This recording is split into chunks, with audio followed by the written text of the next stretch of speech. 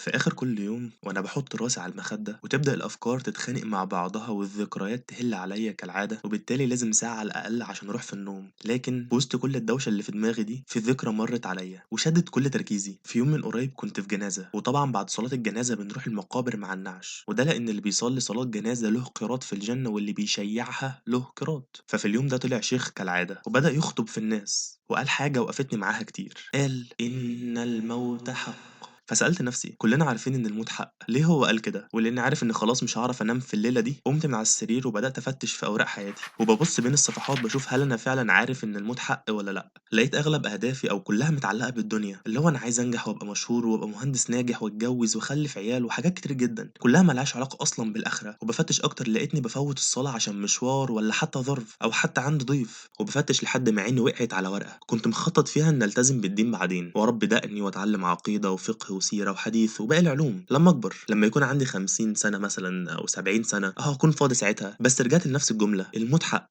ولقيت سؤال ظهر قدامي، لو الموت جالي دلوقتي هعمل ايه؟ وانصدمت بجد مكاني، ازاي الموت يجي دلوقتي؟ ما ينفعش، انا لسه عندي اهداف وطموح. طب سيبنا من كل ده، انا لسه مش التزمت، لسه ما حفظتش القرآن، لسه بدري قوي، ما ينفعش اموت دلوقتي، مش مستعد اساسا. ودي كانت الاجابة المهمة اللي حرفيا غيرت كل حاجة في حياتي. انا فعلا مش مستعد، علشان كده خايف من الموت، عشان مأجل قرار التزامي لقدام قوي، لان فاكر ان الدين هيعطلني عن الدنيا والرزق وعن كل حاجة في حياتي. فجه في بالي قول الله تعالى: وما خلقت الجن والإنس إلا ليعبدون.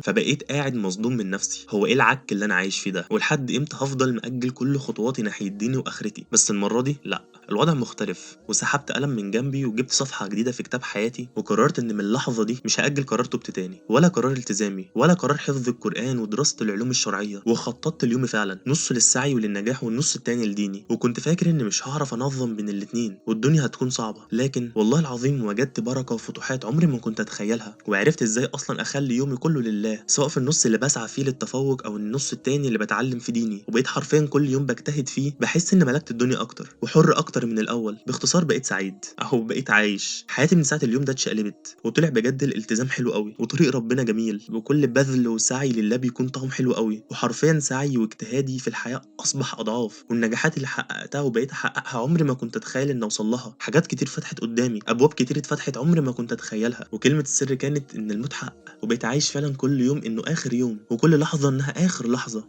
لعل القى الله وهو راض عني. سلام يا صاحبي. استنى ما تمشيش، نسيت اقولك على الفقرات اللي بننزلها يوميا على صفحتنا على الفيس، اوعى تفوتك، مليانة كنوز. يلا سلام.